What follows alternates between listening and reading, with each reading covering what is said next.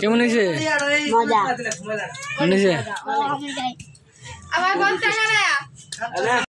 প্রথমে আমরা কতগুলো বড়ি নিলাম, এরপরে কাঁচামরিচ এবং ধনিয়া পাতা সহ ভালো করে ধুয়ে নিব।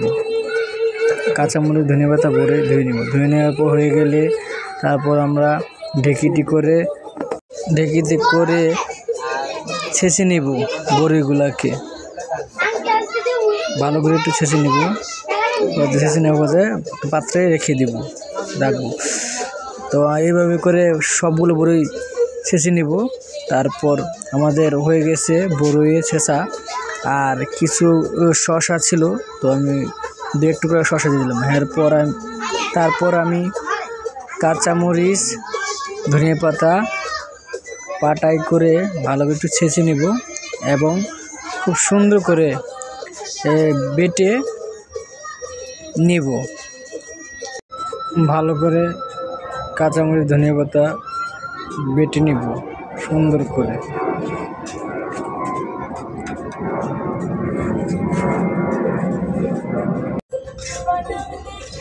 ভালো করে বেটে নেওয়া হয়ে গেছে। এটার পরে ধনিয়া পাতা বেটে নেওয়ার মশলাগুলা বড়ির সাথে দিয়ে দিব।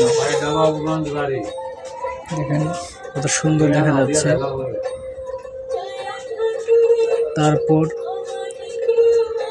বড়ির সাথে একটু তেঁতুল দিয়েছি, বাসায় তেঁতুল ছিল আগে থেকে রাখা, তেঁতুল দিয়ে দিব টকের জন্য।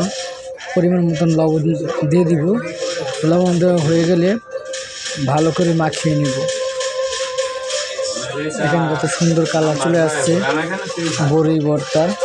তো আপনারা চাইলে এরকমভাবে বাসায় ট্রাই করে দেখতে পারেন। খুব সুস্বাদু, টক ঝাল মিষ্টি। ভালো লাগলে লাইক কমেন্ট শেয়ার করবেন।